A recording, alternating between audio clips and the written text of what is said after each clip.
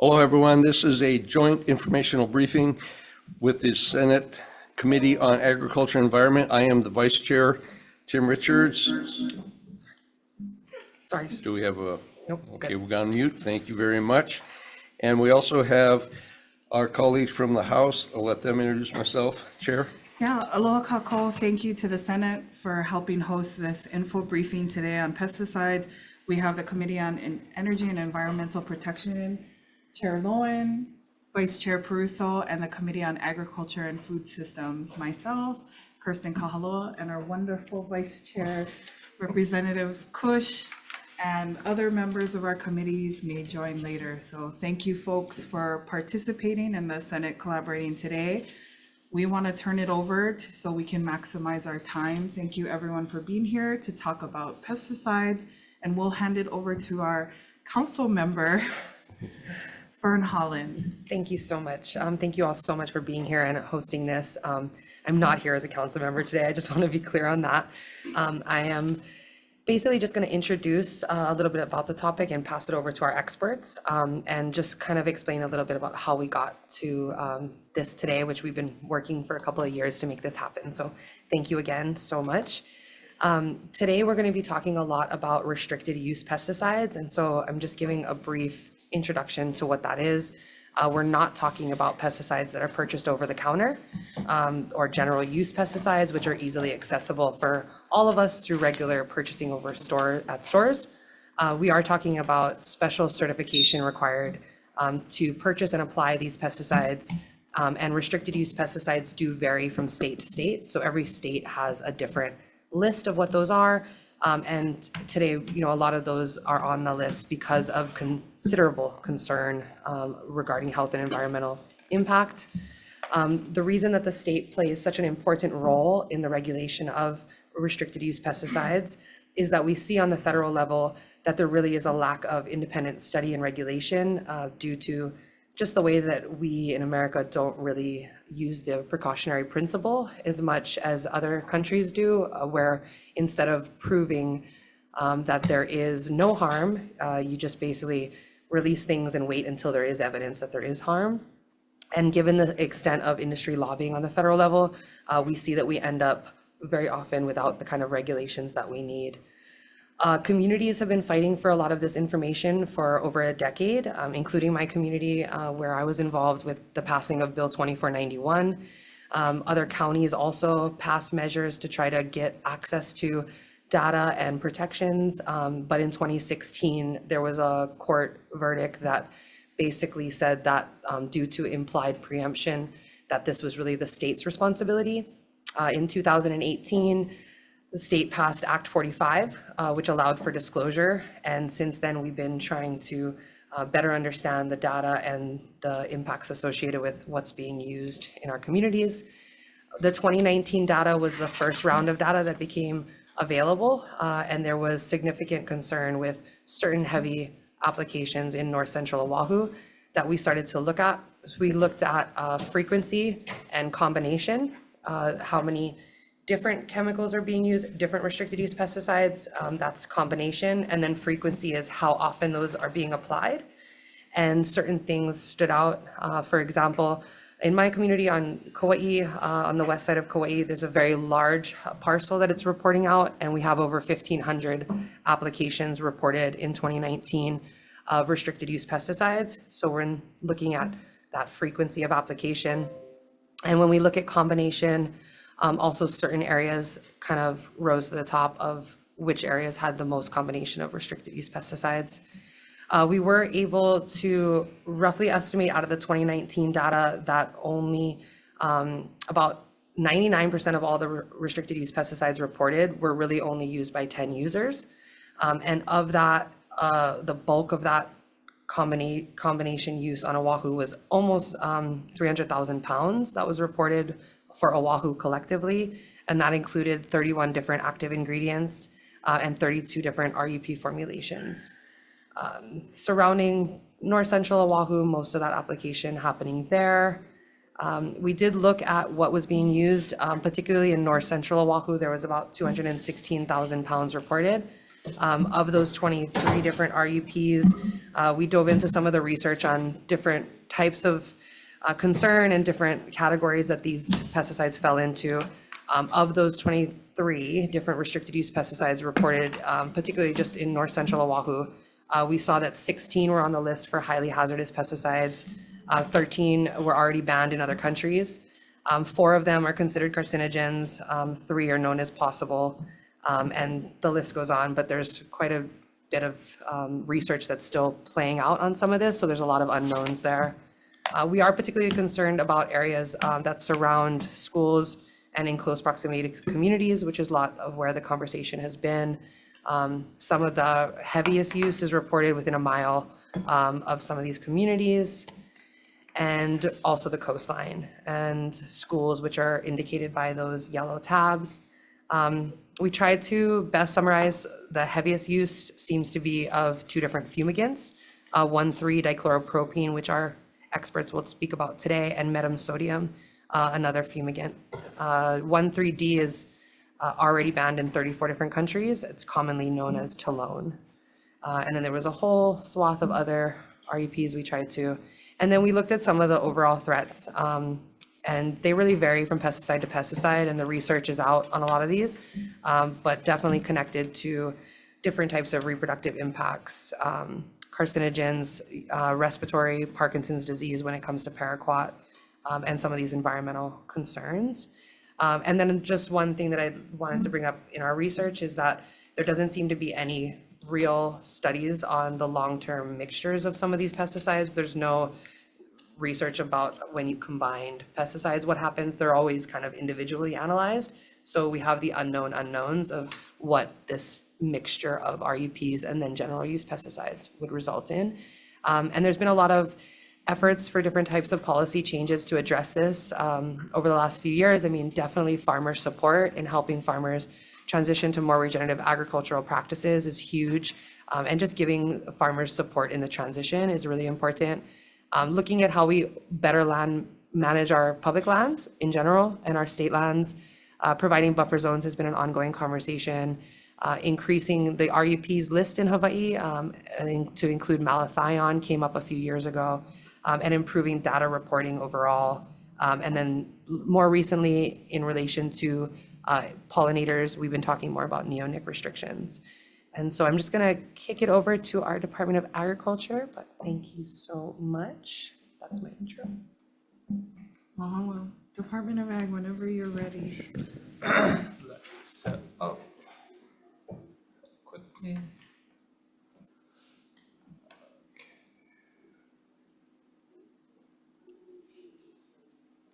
Okay, cool. Good afternoon, chairs, vice chairs, members of your respective committees. My name is Greg Takashima. I'm the Pesticides Program Manager representing the Hawaii Department of Agriculture. And today I'm here to give some background on pesticides and the role of the department plays in both pesticide regulation, as well as use, education and outreach, all of those things. So let's see, moving over. In its simplest form, pesticides are described as substances that are used to control pests. They include herbicides, insecticides, fungicides, disinfectants, and many other products that we use in everyday use, right? So Clorox wipes, dog collars, flea collars, the Clorox that you use to bleach your clothes. Those are all considered pesticides that we use in everyday. So going back to a little bit of what Fern described, we have 2 classifications of pesticides, general use pesticides and restricted use pesticides. As Fern mentioned, general use pesticides can be purchased by anyone and can be found at general retailers. Federally restricted use pesticides, or RUPs, can be restricted for a variety of reasons, including acute toxicity or unreasonable effects on the environment if applicators aren't appropriately trained and educated. The state also has statutory authority to classify and restrict pesticide products based on their ability to leach into groundwater. RUPs can only be purchased and applied by applicators certified by the department.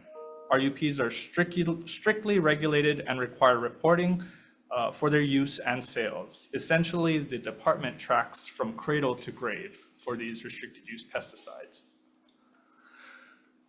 Little overview and regulatory references. The pesticides branch enforces and implements the Federal Insecticide, Fungicide, and Rodenticide Act, also known as FIFRA, and Hawaii Pesticides Law, or Hawaii Revised Statutes 149A. The department is delegated primacy through a cooperative agreement with the US EPA, and the department is the lead agency on regulating FIFRA and refers cases that we, the department, initiates over to the EPA as necessary. One thing to note about FIFRA is that it is a very unique law that is as much a commerce law as it is an environmental protection law. It is unlike other environmental laws like the Clean Water Act or the Clean Air Act. FIFRA allows the EPA to conduct a cost-benefit analysis, weighing the cost of potential human health effects and environmental concerns with the benefit of health and economic production through agriculture and other industries. So this is my pesticides branch. Those are some of our staffs. Give you some faces to the work that we actually do. This is a photo of one of our workshops that we take approximately twice a year. The pesticides branch is made up of 4 main sections. The enforcement section, which is our largest section with 15 positions, education section and certification section with 12 positions, our registration section with 4 positions, and our lab with 3 positions. So I'll go over each of these sections relatively quickly just to kind of explain what they do. The enforcement section, The enforcement section is responsible for inspections and pesticide use and distribution. The staff in this section also directly respond to complaints from the community within 24 hours of initial contact. So you'll see the numbers, the enforcement section, right?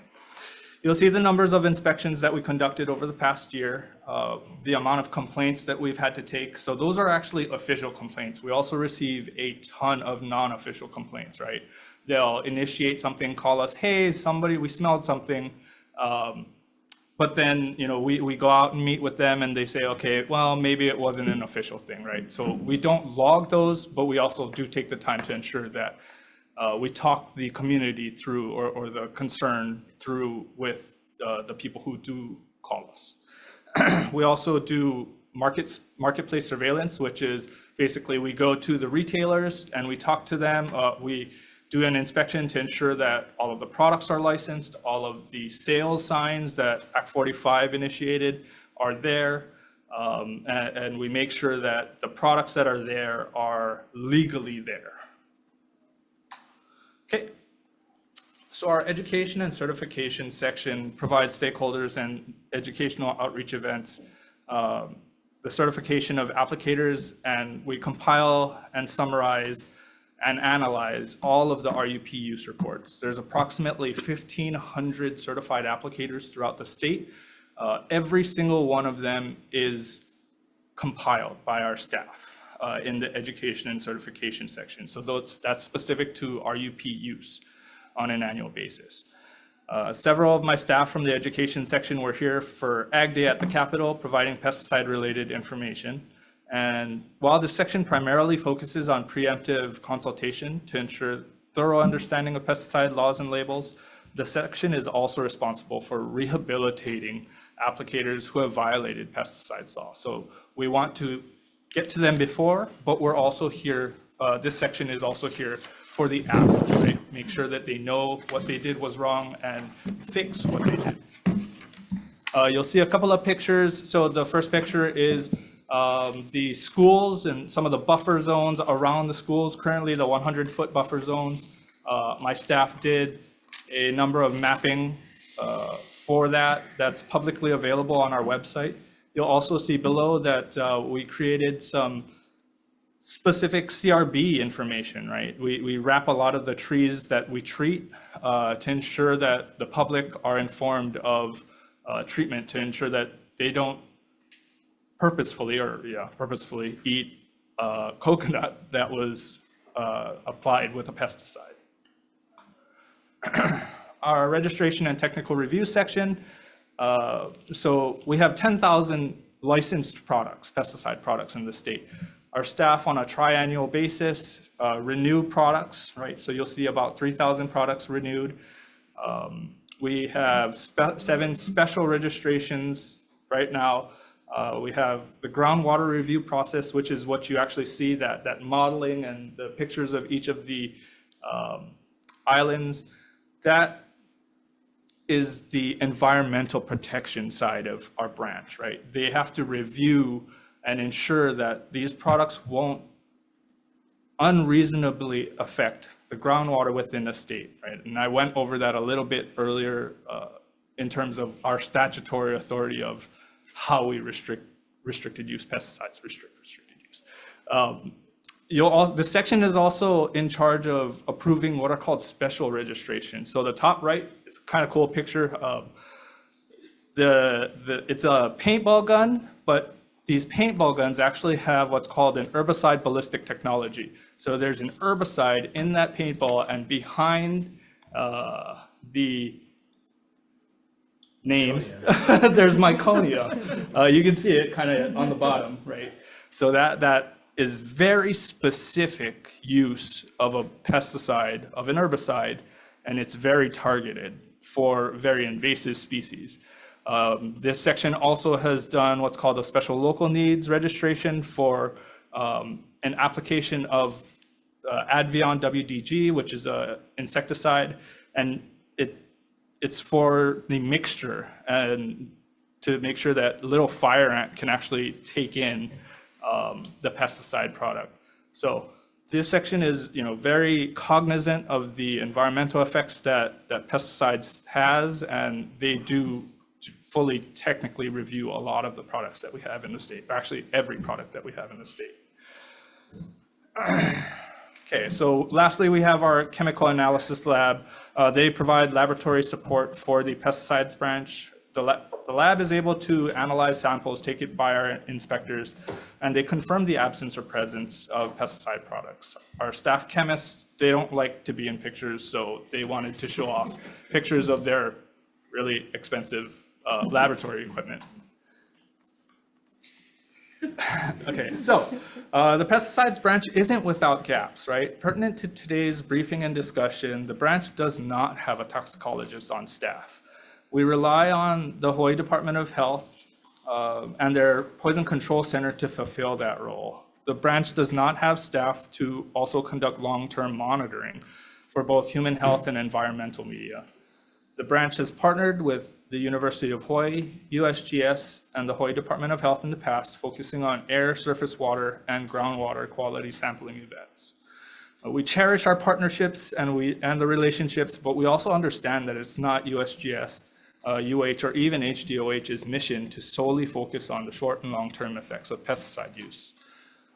Many of the comparisons shared today will be closely associated with the state of California, who has a robust regulatory scheme for pesticides and is looked at as the Rolls-Royce of pesticide regulation. The state of California has a Department of Pesticide Regulation with staffing of 553 in fiscal year 25, not including over 250 county inspectors statewide. CDPR's budget allocation was nearly $159 million in FY25. HDOA's entire departmental budget totals just over $56 million. With the pesticides branch allocated approximately $4 million. That's over 20 times the amount of staffing and 40 times the amount of funding in comparison. So the next couple of slides are some of the presentations that my staff gives, some of the outreach events that my staff gives to reduce the potential for drift and runoff. We talk about adjuvants and things that you can add to pesticide sprays that will reduce the chance of drift. We also talk to them about weather conditions, forecasts, using that type of information to properly apply pesticides. Going a little bit into droplet size, you can see that this is also something that we teach them, right? A fine spray, a medium spray, a coarse spray, and a very coarse spray, or extra coarse. Basically, the finer the spray, the more coverage you get, but also the higher potential you'll have to drift, right? Because it's so fine, it turns into a mist and it's gone, right? Based on environmental conditions. We also push integrated pest management. You'll see in the circle that we rely on inspection, identification, monitoring, and then we modify the environment prior to chemical application. This is what we really want to ensure, because we want to only have to use pesticides as a last resort. We also ensure that they keep records to ensure that they're applying products appropriately. Lastly, and in closing, please see the contact information for the pesticides branch staff statewide. Again, I'd like to thank the representatives, the respective chairs, vice chairs, and committee members for your time and inviting the department to this info briefing. Also, I wanted to thank the legislature for passing Act 231 last year and the bills moving forward this legislative session that the department and selfishly the pesticides branch are in support of. I'm available to respond to any questions. Thanks, Greg. And thanks for the pitch for DOE. I really appreciate that. Okay, so what we're going to do is we're going to hold questions unless there's a burning question right now. We'll hold questions so we get through all the presentations. Sound good? Okay, thank you very much, Greg. Moving on, I have Dr. Rosanna Weldon. I think we're actually doing Dr. Epson next. I'm going to share his.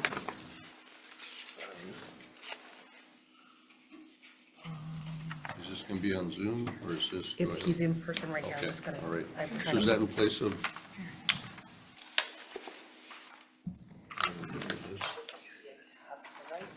Yeah, and I didn't want the slide forward. Yeah, you could do like. It might just be harder for me to. Also, I don't have to.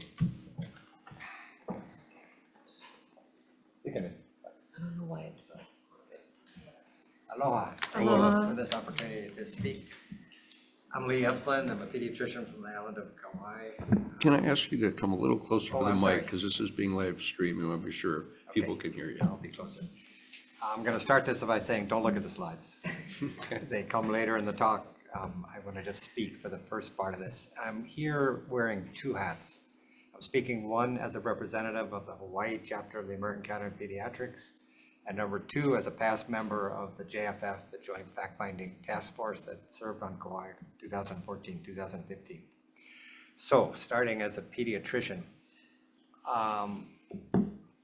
in 2012, the American Academy of Pediatrics put out two publications, a policy statement and a technical report on pesticides in children. And basically the opening line of that report was that pesticides represent a large group of products designed to kill or harm unwanted plants or animals, making them inherently toxic. The influence of low-level exposure on child health is of increasing concern. And these are kind of not particularly words that aren't alarming on their own, but they actually changed the way that pediatricians looked at this. Our training was about acute poisoning. If a child drank a pesticide or was sprayed with a pesticide, we were not trained to think about chronic low-level exposure. And just kind of a little bit of an explanation, the American Academy of Pediatrics is made up of most of the board-certified pediatricians and pediatric specialists in the country. There are over 60,000 of us. And the best and brightest of us write these policies that go around the world, basically, on almost anything that has to do with pediatric care. So as a pediatrician, when I talk to a parent, I'm thinking, what is the policy? And these policies are extremely well respected. So when they said this, it was a little bit of a game changer. Never in my career had I talked to a family about, are you using bug bombs in your house? How often do you get your house sprayed? The concept of low-level exposure wasn't brought to my attention, and it was kind of those dramatic words. And what was not reassuring was what they associated. So what they did is they said, the reason we're concerned is the science is now increasingly showing us adverse consequences associated with this low-level usage.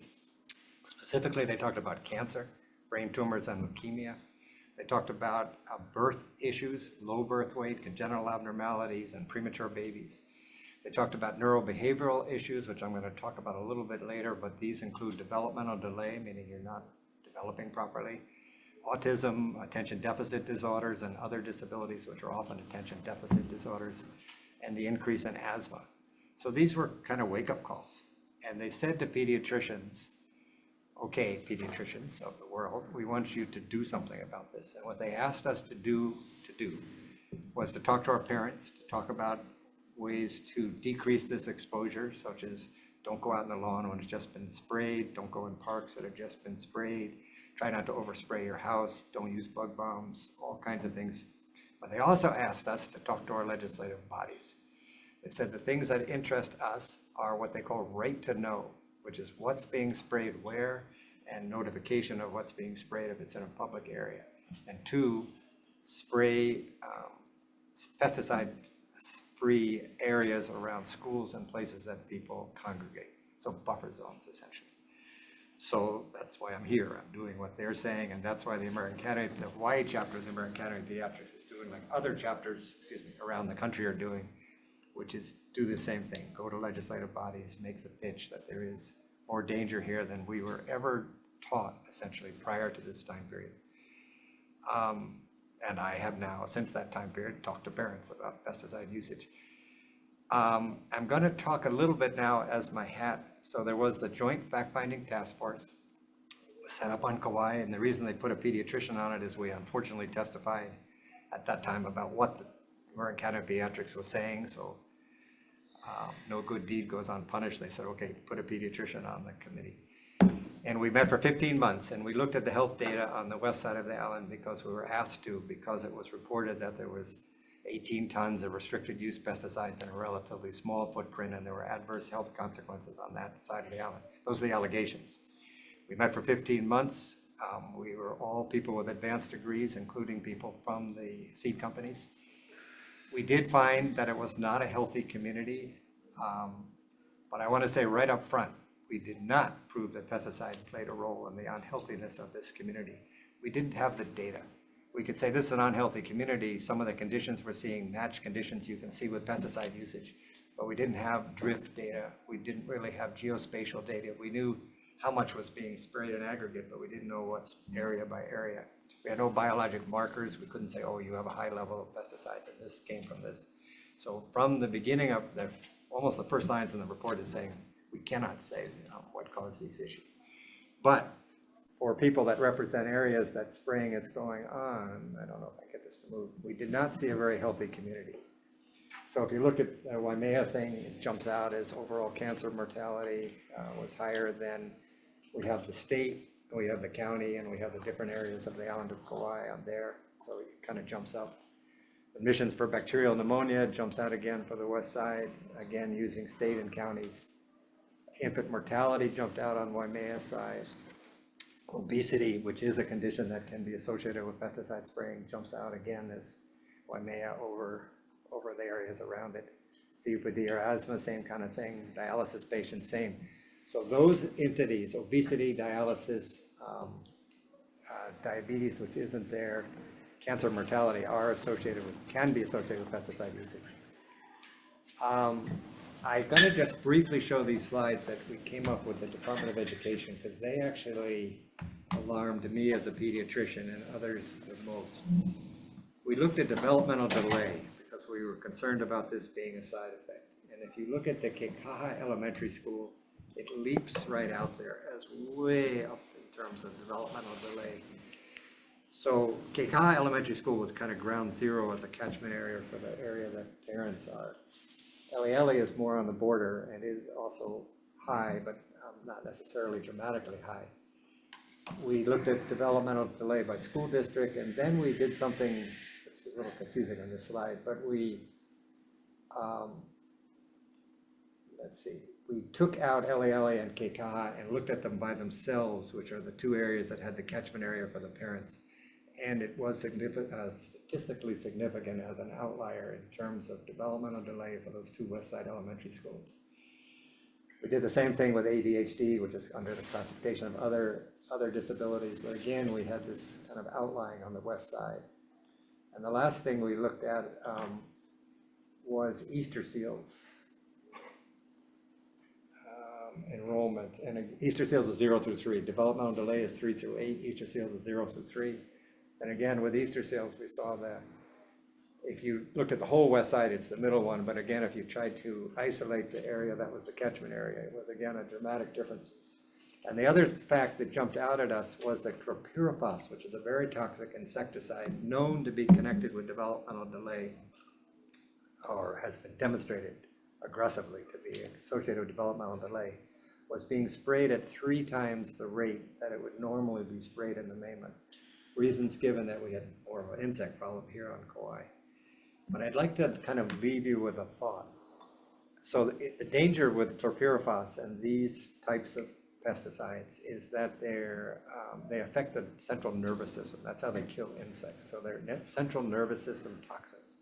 So you take an unborn fetus, it goes from a few cells to this unbelievably grandiose development of nerves, this unbelievable nervous system that we're all born with, that we use for the rest of our lives. And if the mother is exposed to something that's toxic to neurologic systems, it can affect that development at a very early stage, which means it affects that child for the rest of their life.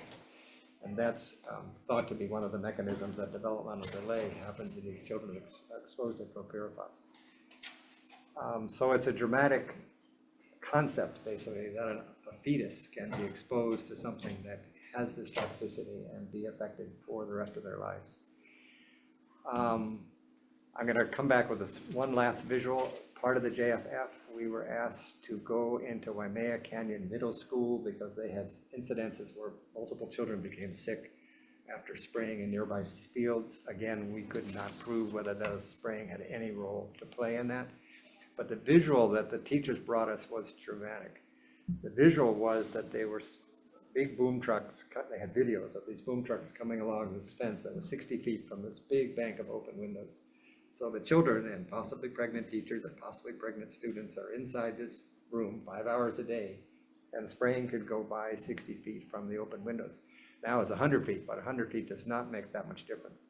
And the other way that pesticides distribute themselves is not only by droplets, not only by aerosol, but by dust. So pesticides fall in the dirt, they get absorbed into dirt particles, and the dust goes widely. And there was some informal testing of homes half a mile to a mile from the fields for dust samples using help of Berkeley and their protocols. And we found low levels of chlorpyrifos in the homes in the dust. Levels that were considered low levels, but chlorpyrifos is not supposed to go off its site. So even though they're low levels, they are of concern. I'm going to end at this point. Thank you for this ability to testify. Thank you, Dr. Ebslin. You'll be available for questions Yes, I'll be later? here. Okay, thank you so much. Moving on to Dr. Rosanna Weldon.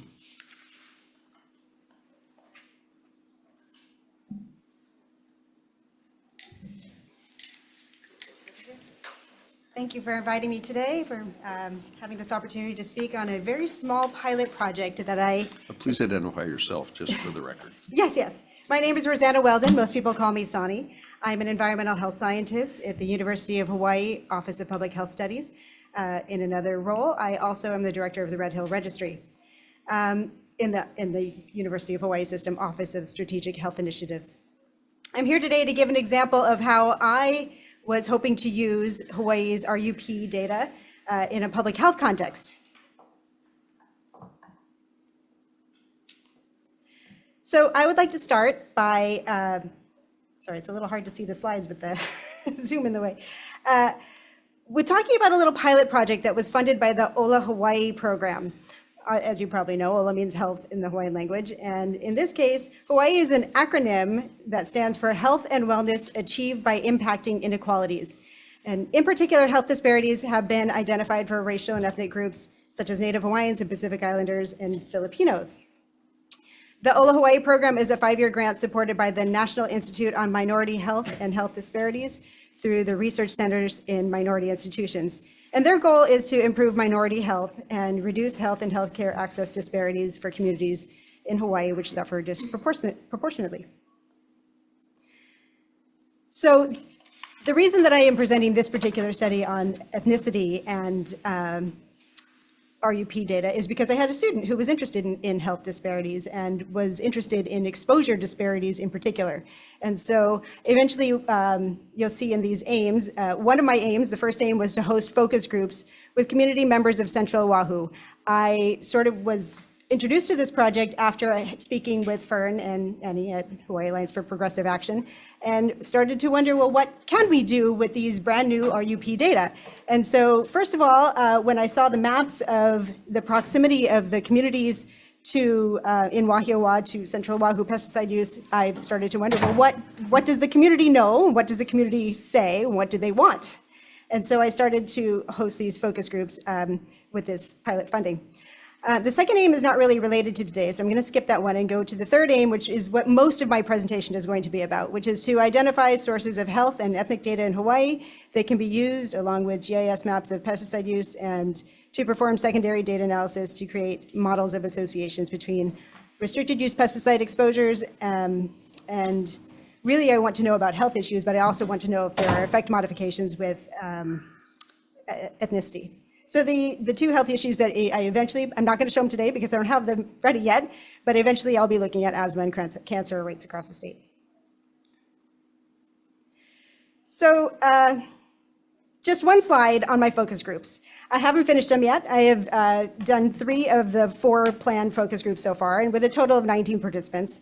And what I wanted to show you was just some basic theme analysis of what the community is saying. So one of my questions that I have in my focus groups talks about, well, who do you turn to if you have concerns in your community about exposures or really anything else? And they didn't necessarily know, but it actually got them thinking, well, who do I turn to and what do I do next and how do I make the next step if I do have concerns? And so a lot of people talked about kind of this theme of call to action, almost, just actually more than half of the participants talked about that. They also really considered the importance of voting and considering who their policymakers are. They thought that was very important. They also thought it was important to have an awareness of pesticides and what is going on in your community.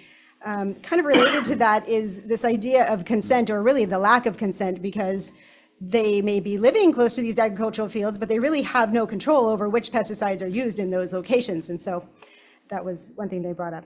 And interestingly, they all felt this, not all, 5 of them, so almost a quarter of them, felt this desire to stay connected, not necessarily with me, but connected to the topic, connected to the other focus group participants, and to do something. So now I'll get into the third aim. As you know, I'm sure, due to its long growing season, Hawaii is an ideal location for agricultural, although admittedly there are quite a few pests that have to be dealt with. And we just had background on the Act 45, which for today, I'm mostly concerned about the requirement of pesticide applicators to report the name, amount, and location of restricted use pesticide usage as it's applied in the fields.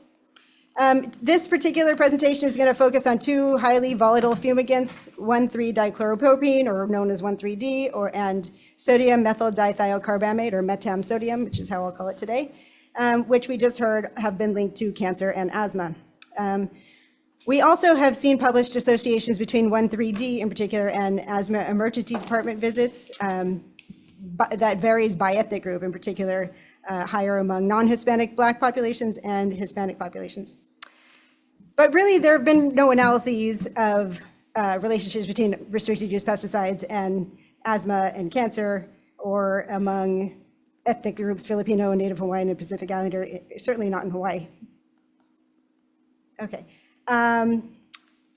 The one thing that I do want to mention is that the towns with the highest percentage of Filipinos or Native Hawaiians and Pacific Islanders either have historical roots in agriculture or they are current agricultural communities. So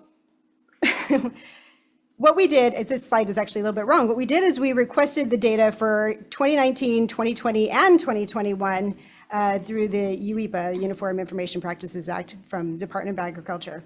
And so the first thing that we had to do was so much data cleaning. We received the data in various forms of PDFs, and we had to convert that to spreadsheets. And then there was even more standardizing that had to happen. We had to convert the amount of pesticides applied it was reported in everything, gallons, pounds. We needed to standardize it so that we could, sum it and use it. So we standardized it to pounds of usage. And then we also had to right now the RUP applications are reported in terms of tax map keys, but these are, for the most part, handwritten. And so there are varying tax map key lengths, extra characters, dashes, commas, multiple tax map keys per amount used. And so it's really quite a lot of work to standardize even just the tax map keys. And then even the area was reported in various units, and we had to convert all of that to standardized to acres.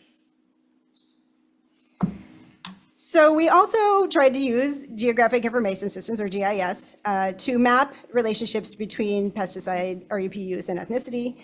This required several steps to basically join. We had to join the RUP data set with various data sets of tax map keys, and also census blocks, and also another layer pulling in the Living Atlas for the American Community Survey data, which that survey is done every 5 years. So it overlaps, but there's no differentiation by year for these pesticide use data. And then eventually we came up with a GIS data table that we exported and used for statistical analysis. Now this is a limited data set, and a student was doing this work, so we can definitely build upon it. But you'll see in a minute that it's a pretty small data set. We use Stata for the statistical analysis. So this is a table showing trends of 1,3-D and metam sodium use in Hawaii. The reason I have California here is two reasons. California is a huge food producer, the biggest in the US. And so obviously their amount of pesticide used is, many times more than Hawaii. But I want to point out the intensity of 1,3-D usage is higher than California's. So that means that's the amount of pesticide applied over the acres treated, at least for 1,3-D. It's not necessarily the same for metam sodium. But again, California's use of metam sodium, is huge compared to Hawaii's. I also want to point out that the data for metam sodium for 2021 is a little bit different, and so that's why I have the stars there. It's really only one tax map key that seems to use metam sodium over and over again, and so it's just looks a little different. So this is also some summarized ethnicity data in the census tracts. I wanted to first point out that overall, Hawaii is comprised of about 26% Filipino ethnic group, and about 10% of Hawaii's population is Native Hawaiian or Pacific Islander. But one thing that I thought was interesting is that areas with this fumigant use actually have a higher proportion of Filipinos, but this didn't seem to be true for Native Hawaiian and Pacific Islanders. And so what I tried to do is just some very basic correlations. What is the correlation between the amount of the pesticide used and the percentage of these ethnicities? And basically, the sample size is so small, in particular for dichloropropane, because what we really see is that it's only very few tax map keys that are actually using this pesticide over and over and over again. And so it's really the same community that's getting exposed over and over and over again. And so we're exploring other ways to look at these data, but these are definitely not significant, although, a positive correlation of 0.47 is not statistically significant, but when I did plot it, it was maybe suggestive of an association if there were more data. And these are some of the maps that I really don't expect you to be able to read at all, but to get the big picture of the red dots being 1,3-dichloropropane and the orange dots being metam sodium. Now, the blue areas are the areas with a higher proportion of Filipino, and the green areas are a higher proportion of Native Hawaiian and Pacific Islanders. And the purple areas are high for both ethnicities. And just looking at it, it sort of seems like that there are a lot of purple areas underlying the pesticide dots. But again, there's just not a lot of data. So disparities in pesticide exposure resulting in harm have been previously reported. And these seem to disproportionately impact communities that are Black or Indigenous or people of color or of low income. So we confirmed that, as we just saw, the intensity of the usage of 1,3-D was pretty high, especially even compared to California, which uses so much of this pesticide. And then we didn't really see any significant effects, correlating 1,3-D use in Native Hawaiian Pacific Islander. But I didn't show you that if there were more data, it could be suggestive. And also the GIS maps suggest that maybe with a larger data set and more refined methods or better methods, there could be associations between these fumigants and ethnicity. But what the real question is, we want to know, is with health effects. And so we'll get to that in our next phase of our research. The real reason that I'm here today is not to actually present the data, because this was just like one instance, one step towards using these data in a public health context, and just to sort of try it out and see what we could do easily and what was more challenging. And so what we found challenging is that, yes, we really appreciate that the state produces summaries, and I know how much work that is to standardize everything. But those summaries don't provide location. And so even though you might know the total amount of pesticide, it's really hard for a particular community to know, well, how does this impact me? How do I know what I'm exposed to? And so it would be great if there were easier, cleaner method data delivered to us. Because requesting and cleaning the RUP data is so time consuming. Many months of work. The data cleaning requires some assumptions to be made, and that could introduce some error. I don't know if you know, but when the users report their pesticide usage, it's handwritten largely. There was plenty of chicken scratch on the PDFs that we received. So there are many critical fields that we had to clean, and it's important to calculate the amount of active ingredient accurately. And then when you're trying to, you have the active ingredient and there are multiple tax map keys all in the same line, it's hard to know, well, was it the same used in both? Do I split it in half? And so there's those sorts of assumptions that were made. So, and also I wanted to point out that the location by tax map key is not ideal for estimating exposure. And it depends on whether the tax map key represents a large area or not. I'm sure Bob will mention it a little bit, but in California, the pesticide use reporting data is I think it's a 1 square mile. And tax map keys can represent a much larger area than that. And so it's hard to know whether those pesticides are being applied close to the communities or farther away. There are several limitations of this particular analysis. Of course, the quality and the accuracy of the data can affect the reliability and the validity of the analysis. And as I mentioned, the ACS data, American Community Served data, are only available every 5 years. And so, there's a little bit of, it's hard to know whether those populations are consistent over all those years. People move. And then we are currently in the process of seeking advice. We're working with a GIS expert from the National Disaster Preparedness and Training Center to build more refined maps. She's an expert in GIS analysis. And so we'll be building more maps and expanding the data set to include 2020 and 2021. All the data that I showed you that was mapping was all 2019. We will also explore some of the ArcGIS tools to see if we can incorporate drift and assessing relationships and correlations just within the GIS system. And then we, of course, this was a practice, and then we'll actually try to use the health data for rates of asthma and cancer to see if those are associated with these RUPs. So we have just a few recommendations to make Hawaii's RUP data more useful for public health research. Ideally, we would like location reporting that's a little more precise than TMK.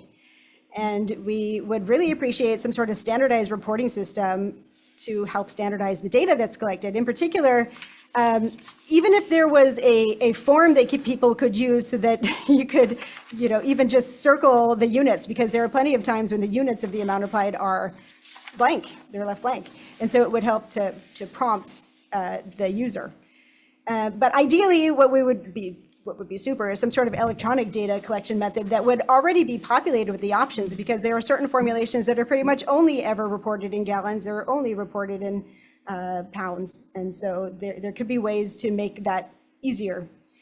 And then also, given that Hawaii already provides the statewide summaries, we sort of assume that they've already done a lot of these data cleaning exercises, and it would be great if they could share those clean data with people who request access to the data.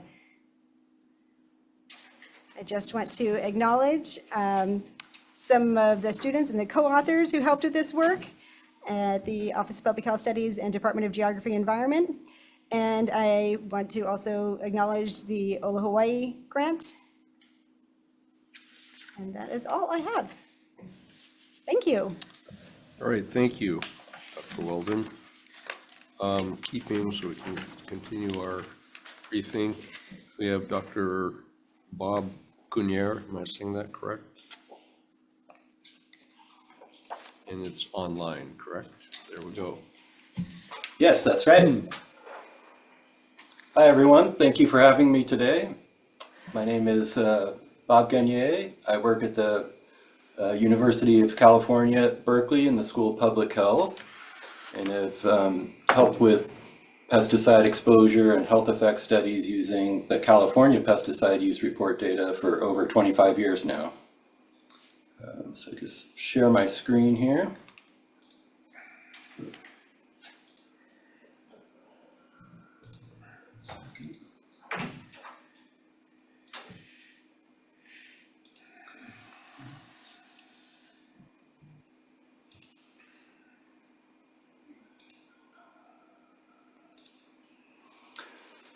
Okay, and I'm at the Center for Environmental Research and Community Health within the School of Public Health.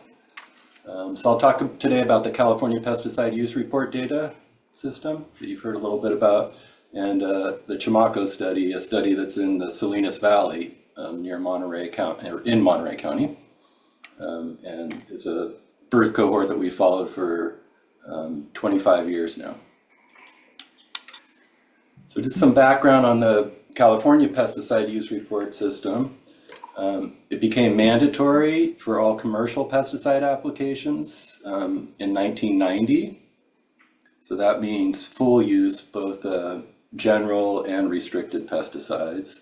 And it really includes everything. There's Tabasco, peanut butter, alcohol, all kinds of things that you wouldn't think of as a pesticide, but it is reported. We began restricted use pesticide reporting in 1972, so had a similar system to what Sonny just explained. So after hearing her talk, I'd like to say that the California pesticide use data system is funded by a mill tax on pesticide sales. It is an expensive endeavor. The data is collected at the county level by the agricultural commissioners, and then they transfer it to the state annually. And the State Department of Pesticide Regulation cleans the data and does some quality checks and calculates some of these standardized things like kilograms of the active ingredient based on the product and the formulation and the percent of each active ingredient in there. So you end up with a variable, the pounds of active ingredient applied. We also get the date, the crop that was treated, or if it wasn't a crop, it would be the site. So something like a right-of-way along a freeway, or a golf course, or a structural application. We also get the application method, whether it was applied by air, ground, or other method. And then as Sonny was mentioning, the location is reported to a square mile section for agricultural uses. And that's part of the public land survey system, which I believe is only in the lower 48 states. I'm not sure if Hawaii has that system, but it's basically a grid of the entire lower 48 states that are square mile approximately each one. However, other uses that are not agricultural are only reported at the county level. And the locations can be requested from each county agricultural commissioner, but that becomes a time-consuming and expensive process.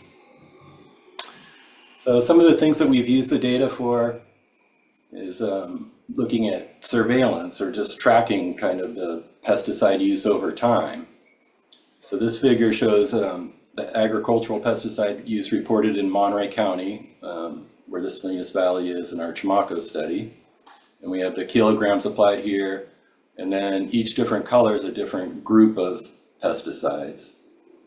And so you can kind of see over time from 1999, which is when our study started, through 2021, which is one of the most recent years that data is available. You can see some trends. For example, the red here is organophosphate pesticides, and their use decreased significantly between, say, 2008 and 2013 or so. And then it's kind of leveled off. And the bottom one in gold here is glyphosate, which is started to increase, I'd say, in the last 10 years or so, and then also leveled off. So another way to look at this, this kind of tracking one individual type of pesticide, glyphosate, over time. And we see in Monterey County that the use almost doubled between 2002 and 2018, from about 60,000, 50,000 kilograms to 100,000.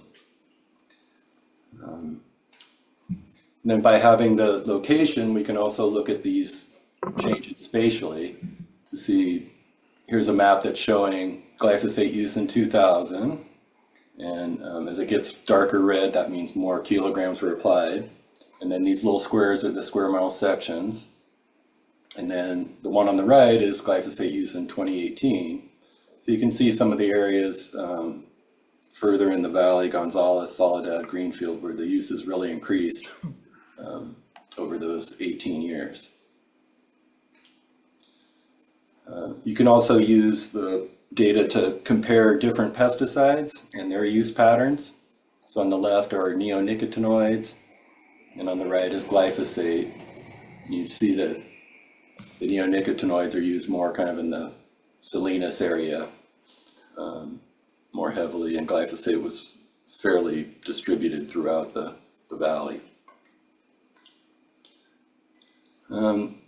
So there's some question about how well that just having this pesticide use data represents actual human exposures. So there are a couple papers that have looked at using the pesticide use report data to compare with measured air concentrations. And a study in 2005 looked at methyl bromide use, which is, you probably all know, another fumigant that's similar to 1,3-dichloropropene and metamsodium. They looked at use within a 7x7 square mile area and the 8-week average air concentration. And they found a very high correlation between these two. 0.95 with 1.0 would be perfectly correlated. So it's a very strong predictor of air levels for methyl bromide and fumigants in general. Another paper looked at use within a 3-mile radius and organophosphate concentrations and found varying amounts of correlation, strongest for diazinon and weakest for malathion. And some of that depends on the physical properties of the pesticide and how volatile it is in the formulation. People have also looked at the pesticide use data in comparison to dust concentrations from dust samples collected in homes. And there's been quite a few studies done over the years. Most are looking somewhere between 1 kilometer and 3 miles, 4 kilometers. But I'd say the most recent ones by Madrigal here, they demonstrated that the optimal distance to summarize the pesticide use data to get the strongest correlation, it varied by pesticide. And again, that's probably the application method and formulation and physical characteristics of the pesticide. And also investigated trying to include the crop area to refine where within that square mile it was actually applied. and win, but that didn't substantially improve the agreement, so it might not be worth the extra effort, is our conclusion. So now a little bit on the Chamaco's cohort study. It's in the Salinas Valley, which is known as the salad bowl of the US. It's a huge agricultural area. So we enrolled pregnant mothers. Back in 1999 we started. They're eligible if they're over 18, spoke English or Spanish. We also enrolled a second group of about 300 children in 2008 to increase our sample size, and they met all the same eligibility criteria. And importantly for these studies that I'm going to describe, we collected prenatal and lifetime residential history, so the address that they lived at and the dates that they moved in and out of each residence. And that's needed to do the GIS work. And it's a very largely Mexican, Spanish-speaking cohort that's poor and works in agriculture.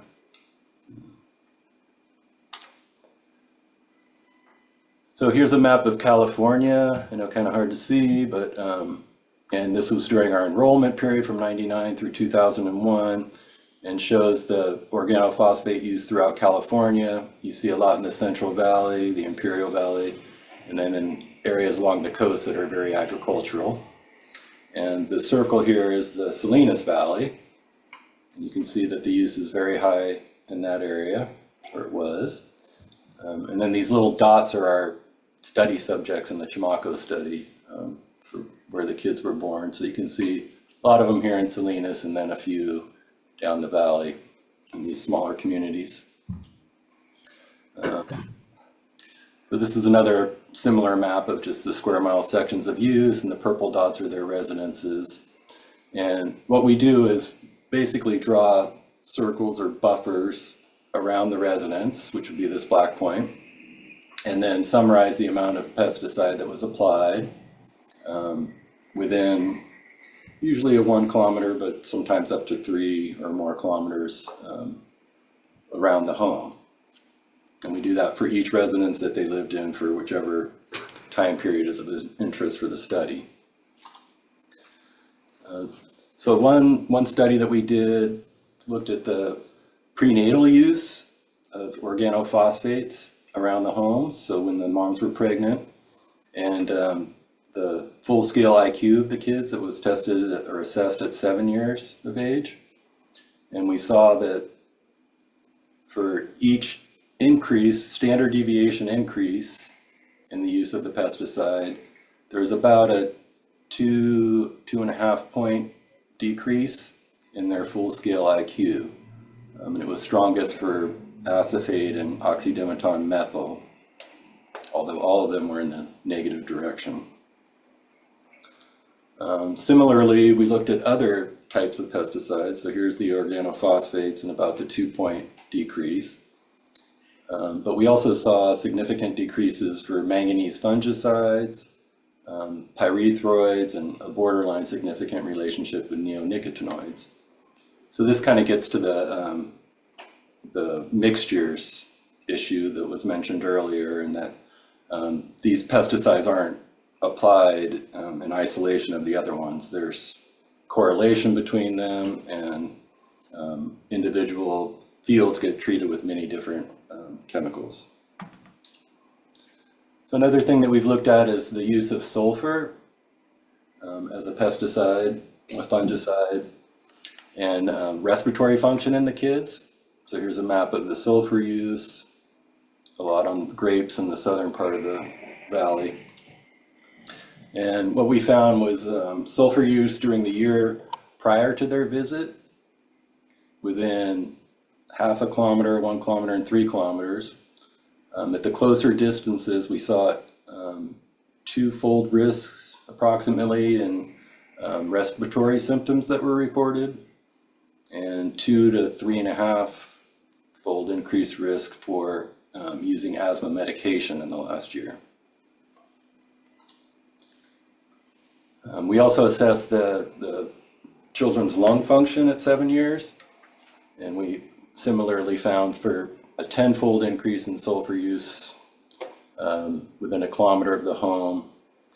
The kids had decreased FEV1 is how much air you can exhale in the first second. FEC is your entire lung capacity. So both of those were decreased if you live near more sulfur use. So last example I wanted to give was glyphosate use and metabolic syndrome. So we looked at glyphosate use during pregnancy and also from birth to age 5. And then at 18 years of age, did they have elevated liver enzymes, metabolic syndrome, which encompasses all these different conditions below. And we found that there were relationships with metabolic syndrome and higher triglycerides in particular. So there have been a lot of other studies published in the scientific literature that have used the California pesticide use report data and have found relationships with different pesticide active ingredients and birth outcomes, childhood cancer, breast cancer, Parkinson's disease, autism, birth defects, testicular cancer. And this is just a partial, not complete list. And I'm happy to provide these references if that would be useful. Then I just want to give a few examples of policy uses of the pesticide use report data. A group I used to work with, the California Environmental Health Tracking Program, published a report in 2014, and they looked at agricultural pesticide use within a quarter mile of public schools. They found that 36% had any pesticide use, so most of them didn't have pesticide use around them, but that the top 25% had over 319 pounds during that year applied within a quarter mile, and the top 5% had 2,600 pounds applied. And then when they looked by race ethnicity, Hispanics were 91% more likely to attend a school in the top 25%, which if you're familiar with California agriculture, that wouldn't surprise you. So we worked on a commentary addressing the California Department of Pesticide Regulation proposal to create a 400 meter, which is basically a quarter of a mile, buffer zone around all schools. And our conclusions were this would be, the regulation be a great first step to reduce exposure, but that 400 meters may not be appropriate for all pesticides. It might be fine for, say, sulfur, but for a fumigant that is more volatile and travels further, it would need to be considerably larger. And we also tried to point out that pregnant women are most vulnerable to pesticide exposure from what we found with our research. And California did pass regulations in 2018, I think based on the previous report. And what it ended up doing was you have to notify the schools of all pesticide applications that you're going to do for the year that are within a quarter mile. And then some pesticides or application methods are prohibited within that quarter of a mile. And this is near K through 12 schools and also daycare centers, where young children are. The final policy example I wanted to give is a current analysis that's under review right now. It hasn't been published yet, but we looked at trends of organophosphate pesticide use and the proximity to pregnant women in 2021. And you found overall that there was a large, over 50% reduction in agricultural organophosphate use from 2016 to 2021. The permitted uses became much more restricted. And found that 7.5% of all pregnancies in 2021 had lived in a residence within 1 kilometer of organophosphate use. And again, that this percentage was higher in Hispanic pregnant women. And that in Monterey County in particular, where the Chamaco study is, there was a very high percent, 50% of the pregnant women lived within a kilometer of organophosphate use. So it varied quite a bit by county. That was all I had. My email's here if anyone, I'm happy to answer questions. And just wanted to thank the National Institutes of Environmental Health Science and the US EPA for funding our studies, and the Chamaco's participants for participating in our study. Thank you. Thank you, Dr. Gunier. And moving on to our final person from DOH, or we do not have someone from DOH? Okay. Yes. So with that, questions for our members in attendance, open up to the floor. House members, any questions? Rep Caruso, go ahead. For Dr. Weldon, if you could come up.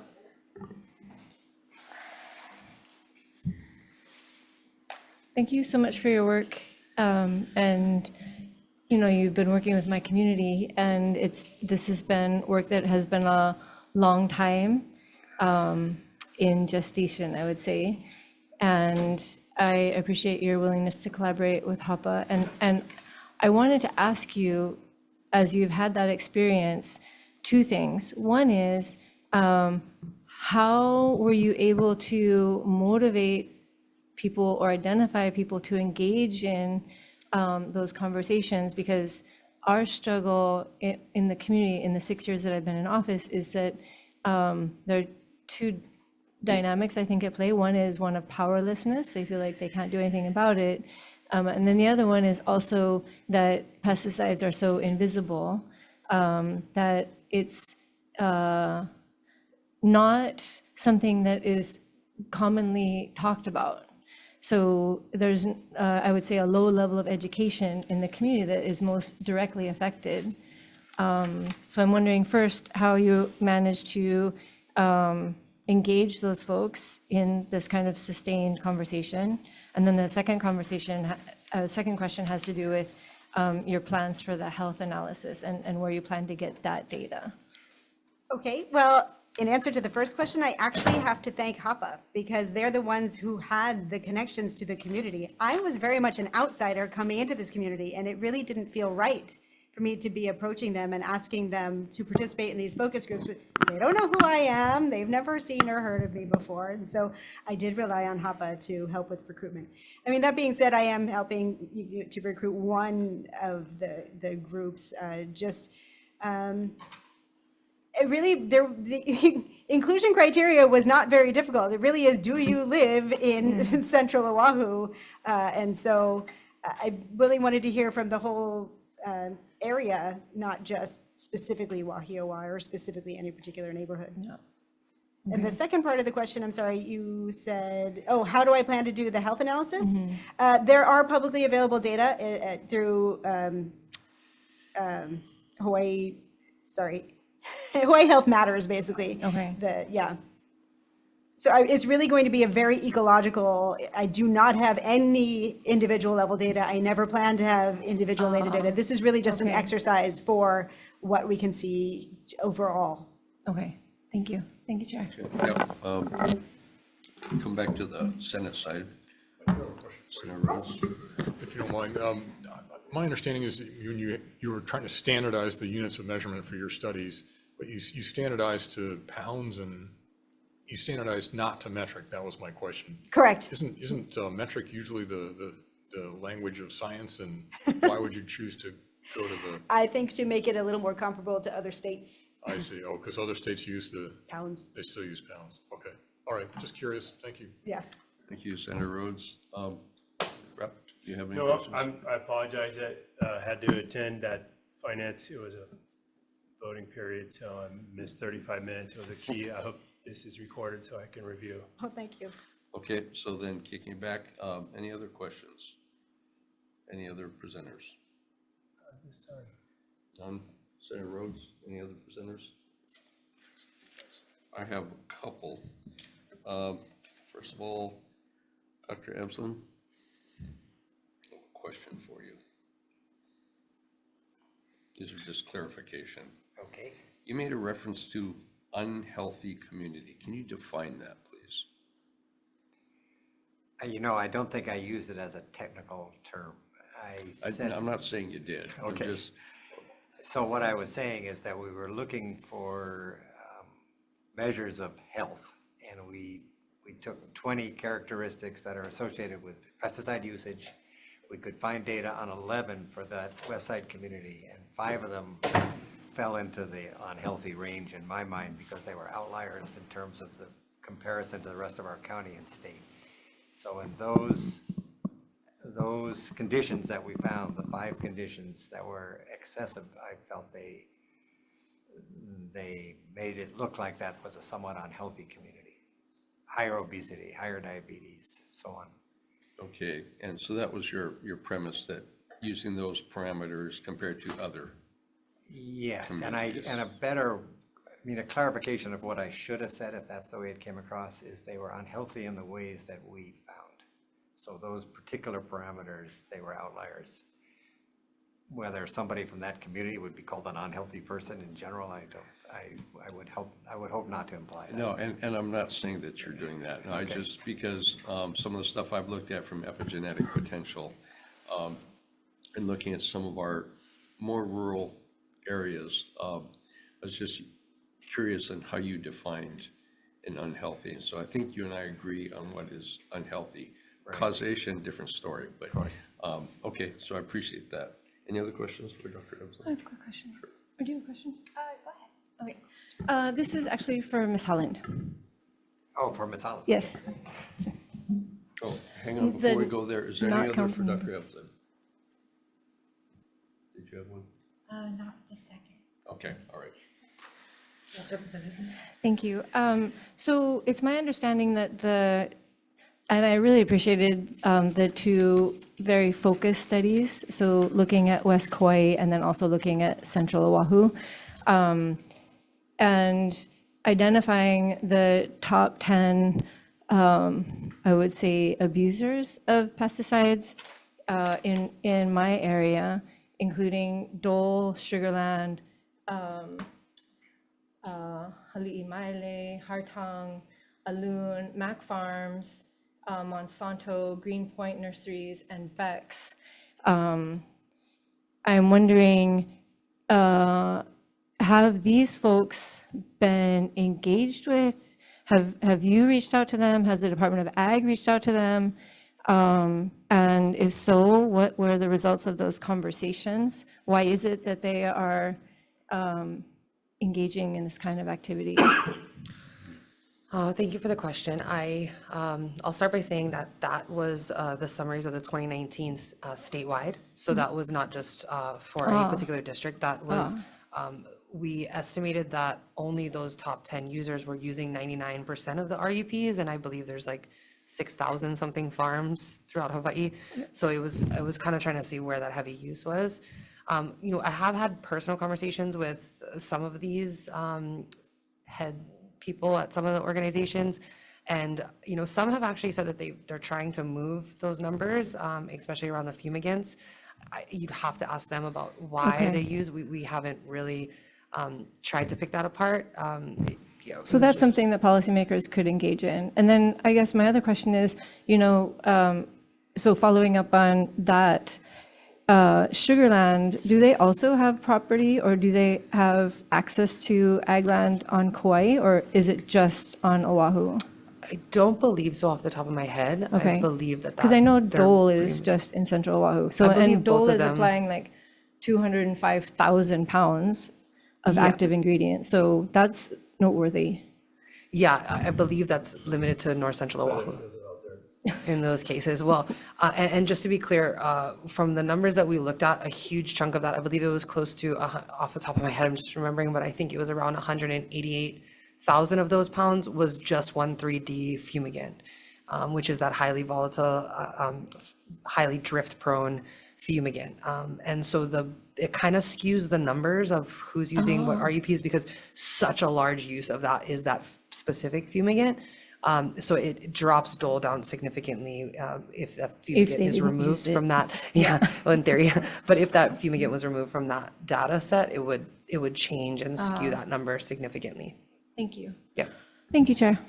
Okay, Thank you. I think Department of Health, not sure. we don't have anybody. from They're the- not here. Oh, you are. Can you come forward, please? Oh.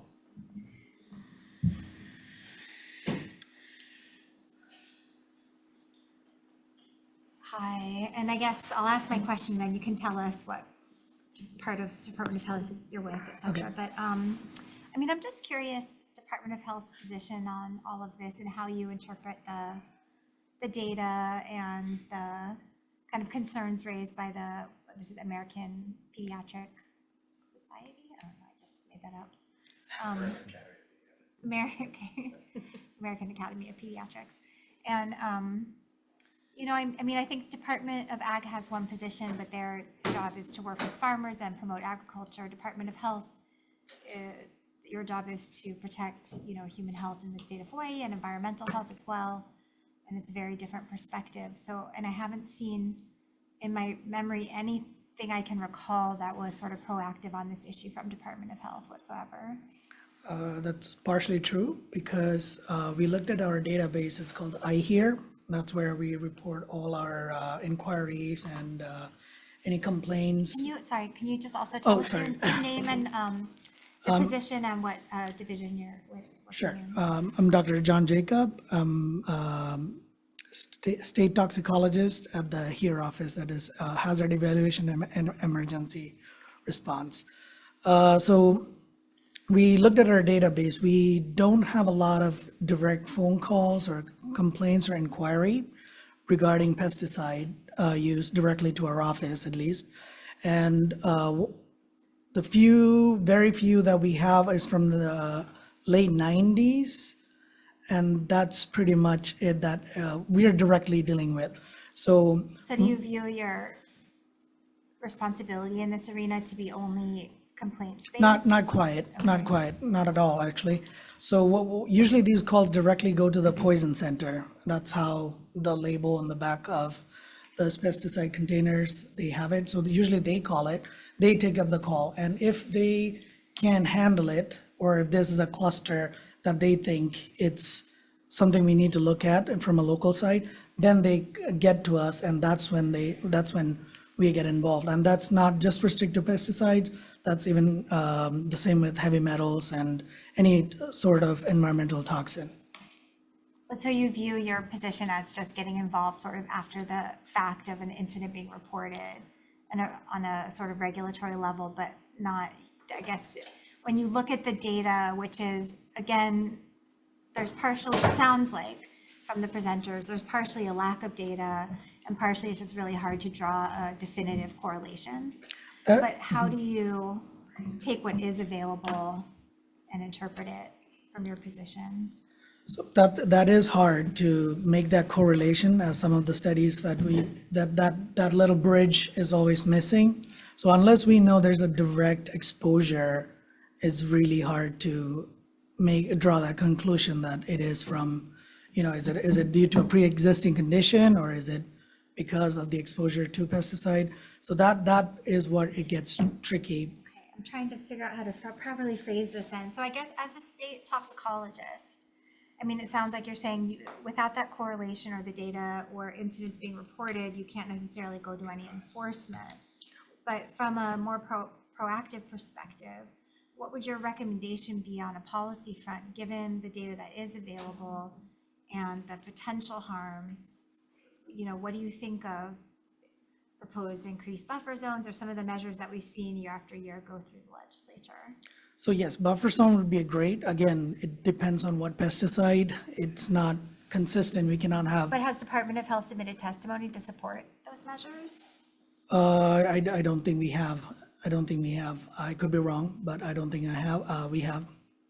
But there's so many variabilities that comes. We cannot, like for sulfur, it was 400 meters from the presentation, but that may not be necessarily, cannot be used across the board for every pesticide. So that's where it gets a little bit more tricky unless we know certain field they are restricted to use. I mean, I'm loosely using that term, not regarding restricted use pesticides, but they have some sort of control that certain pesticides are being used, and how do I articulate it properly? Maybe, for example, pineapple field, they only use 3 or 4 types of pesticides, and we know what they are, and in which case we can kind of have an idea of what the buffer zone should be. But until they keep switching it, then buffer zones would change it. I hope I answer your question regarding buffer zone at least. Kind of. I'm still curious why Department of Health has sort of declined to take a position in the past. I cannot, I don't know how to answer that. But it's not that we don't. Are you in, was it Diana Felton in your position before? Correct. Were you working at DOH prior? Or No, you no, were kind of- no. Okay, okay, all right, thank you. Okay, thank you. And Senator Rhodes, unless you've had one shot, do you want to go? Senator Lynn, do you have a question? Yeah, please. With our toxicologist? Yeah, please, go ahead. So, just following up on the prior speaker. So because you work for Department of Health and you don't know what the prior individual are taking a stand on, in your present capacity, how about taking a stand now? What would be your stand? Definitely. What would be, depending on pesticide use or a specific type of pesticide? Pesticide use and buffers. Buffer zone, that again, I am all for it, for the safety of the people. I mean, and that's our, motto. But we need to, it's only possible once we know what pesticides are used at what field. So how about this then? How do you define pesticides? What is the target of pesticides?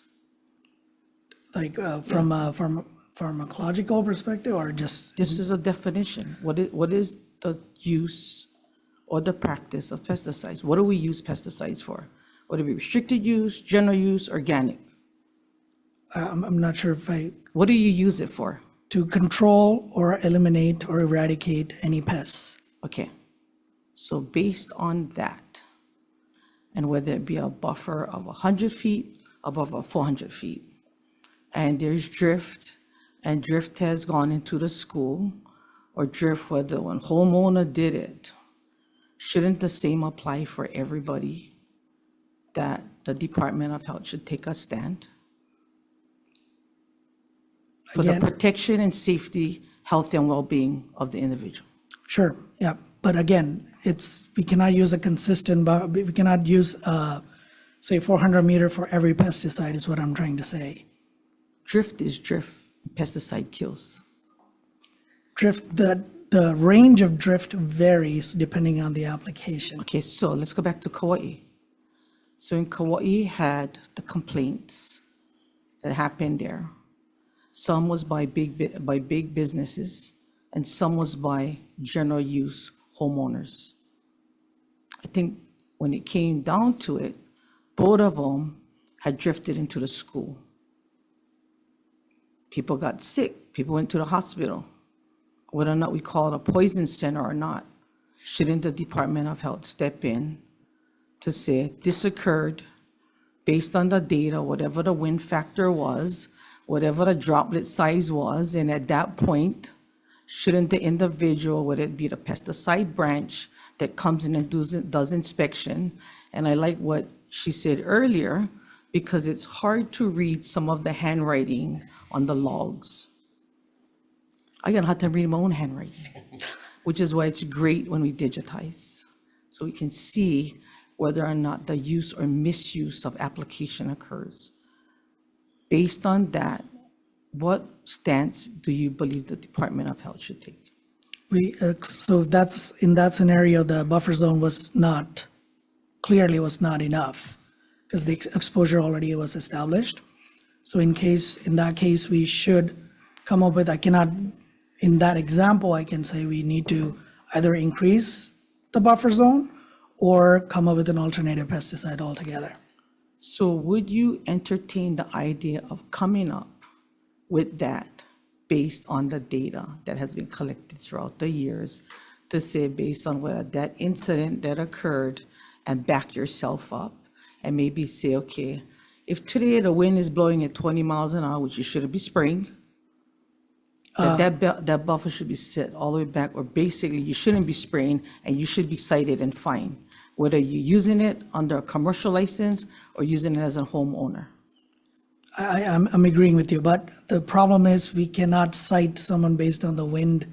We can use forecast, but, there is variation into So that. if a bill is proposed, I believe what the prior person asking you was, would you support or would you not support it? In my capacity, yes, I will support it. Thank you. Thank you, Okay, Chair. so thank you. We've got 15 minutes, actually 13 minutes, 12 minutes left. Does anybody have a question for DOH? Quick question, because I got a few more things. No, I was just gonna point out one thing, that here is something that, they call, it's like what hazmat companies call the Department of Health with guidance on a specific product. So when we go to a hazmat incident, we call here for guidance. They're not really, am I Right, correct? we only have recommendations and guidelines. We They're don't, not like a proactive, what we're talking about. Which is Maybe something that's something we need to look. we need to talk about. Yeah, so, need to okay. look at expanding that role. Okay, so I'll go back to Senator Rhodes for DOH. Thanks. Are there any pesticides that you're aware of that a 100-foot buffer is enough? I understand it varies on the application and on the RUP, but is 100 feet enough for any of them that you're aware of? I can't think of anything top of my head. I can get back to you on that. That's fine. I just was curious. Is the researcher from Berkeley still on the line? Dr. Gunier, are you still there? Guess not. Okay. Oh, looks like he might be. Yep, there he is. Yes. I don't know if you heard my question to our Department of Health here, but I was curious whether any of the pesticides that you studied, would a 100-foot buffer be enough for any of them? I would say it's better than nothing, but all the pesticides that I've studied definitely drift farther than 100 feet. Okay. All right. Thanks. Thank you. Thanks, Chair. Thanks for sticking around. Yeah, thank you. Okay, we're down to 10 minutes here. Thanks, DOH. Go You have ahead, but I have something? some other, when you're done. I have some Yeah, I have a questions. question for Department of Ag.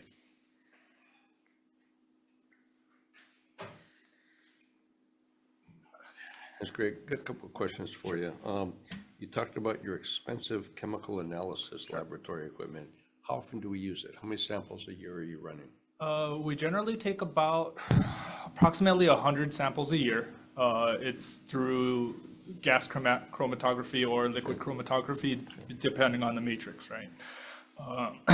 So between the two of those, total's about 100 samples. And those samples, is that routine monitoring or is it investigative? Which one is it? Those are only investigative samples that the lab processes. Okay, so then you talked about the groundwater concerns. How are you monitoring that? Is it an application? Is it complaint driven? Is it your analysis driven? Where does that come in? So in terms of groundwater, we work directly with the Safe Drinking Water branch. We provide them with the list of, hey, these are our restricted use products. This is what we're seeing in terms of use. And that's how some of the analysis of the RUP reports provides us with partnerships and information for our partners over at HDOH and the Safe Drinking Water branch. So who's doing the analysis on those? Is DOH? Correct, the monitoring section of the Safe Drinking Water branch. Okay, and being sensitive on time here, is there any other questions for Department of Ag? Senator DeCoy? Great. I think we've gone through this for many years, and to today I've yet to try and understand why you guys don't have an education component on usage of pesticides in regards to any complaint that comes in. I know you guys do training and certification for RUPs, But what about other pesticides, whether we buying them off the shelf, or we just buying them straight from an irrigation fertilizer supply area? Why aren't you guys teaching people through the Department of Agriculture? So we do, our education and certification section, actually, we just initiated a program or project, whatever we want to decide to call it, and that we're reaching out to schools. We're reaching out to those who, right, because the sooner we can get people to understand that the label is the law, and you have to follow it to ensure that you're safe. So we're reaching out to different demographics to ensure that they are preemptively told, this is how we're supposed to apply products, pesticide products. They are intended to kill things, and you have to be aware of that. So there's, the kids are one direction. We've also started to initiate some discussion in terms of reaching out directly to farmers for that education and outreach. One of the ideas that we haven't quite totally figured out how to implement is to reach out to commercial applicators. So not necessarily restricted use applicators, but commercial applicators, whether it's the housekeeping industries, janitorial services, that large user base, to ensure that they're aware of pesticide use requirements. So we are taking steps to be more proactive, and some of the positions that you folks have provided will help with that. Because I literally stand by and watch a lot of these people as they apply and in their homes, like, take on cockroach, for example. I mean, I think the directions say spray one time. And they literally douse them with the entire bottle. And then now what you have in the house is just now a vacuum of this aerosol. And, they don't believe that that's a misuse. And then before you know, you get the baby in the house, now in the hospital. So, when you look at stuff like that, I mean, you have people that are just uneducated about that little label. That's what I'm wanting to focus on, because then that expands out, even there. So when they tell you to use 1 ounce, it's like, not enough, I'll just dump 4 more ounces. It is a total misuse of the labeling. And our challenge in the past many years and decades have also been trying to come up with an education component. So I really wanted to press more on that part of it. So thank you. Thank you for being here. Thank you, Chair. Thanks, Senator. Rep, did you want to add more? I had some questions for Dr. Evsland. Okay, so hang on a second. Did you have one for? Just a quick one. Actually, one of the things that I see, and I'm sorry, Chair Lowen, is just maybe educating consumers on application rates. When you read like a glyphosate, it is complex to figure out what a 0.75% mix is in your 4-gallon backpack sprayer. That is not an easy task. So that might be a really good education component, and maybe available in flyers in stores, or like what Senator was talking about. Okay, thank you. And that's actually a good idea. Develop a cheat sheet, so it's how many ounces per whatever. So that Yeah, and they all seem to have these really everybody is like a chemist and can figure out 0.75% of how many ounces to turn it to gallons. Right. That's ChatGPT time. Okay, Rep. Good, Rep Lowen. Thank you. I don't have a question for you. For Dr. Evsland. Sorry, we got a lot of information, so just revisiting the kind of status of the studies and the data on the low-level exposure. Was it, were there studies done that kind of definitively show there is an impact from low-level exposure? Yes. Okay. And those were done where and with what pesticides? Multiple pesticides across the nation, and I actually brought the paper in, and I'll give it to you. Okay. It has 190 references, and they They would say when the data was weaker, the endocrine dysfunction was somewhat weaker, and the data that was stronger had to do with cancers, neurobehavioral. The neurobehavioral issues, a tremendous amount of it came out of the Chamaco study. There was a study in Colombia, and there was a Chamaco study in California, and they showed this straight line correlation between amount of the product that they found in the mother or the cord blood and the decrease in IQ. And was that the most prevalent impact you found? Was the neurological impacts from? In the Chamaco study, yes. Okay. Then this follow-up of the Chamaco studies was fascinating. They did one on glyphosate. They took the same data and they looked at it in 2023, and they said higher level of glyphosate in the urine of a 5-year-old increased evidence of metabolic disease by age 18. And that was also a straight line correlation. It was very dramatic findings. And that just came out a short time ago. I wonder if I could make a comment off the side. I'm going to ask you to wrap up. I want to hear your comment. Yeah, So go ahead, quick comment, please. but we've got 2 minutes. Just really quickly, when we redid the school studies in Keikaha, and we found that it was statistically significant, the developmental delay in those schools. And some dust studies were done by citizens, and they showed evidence of low-level chlorpyrifos half a mile to a mile away from the fields. We called the Department of Health, actually Dr. Behrman, who was the district health officer, and me and a doctor from Berkeley, and said, guys, you know, this is just citizens doing research. That's not the way to do research. Can you jump in here and do much more? At that time, the response was, this isn't really the squeaky wheel. It's not the issues that we're hearing.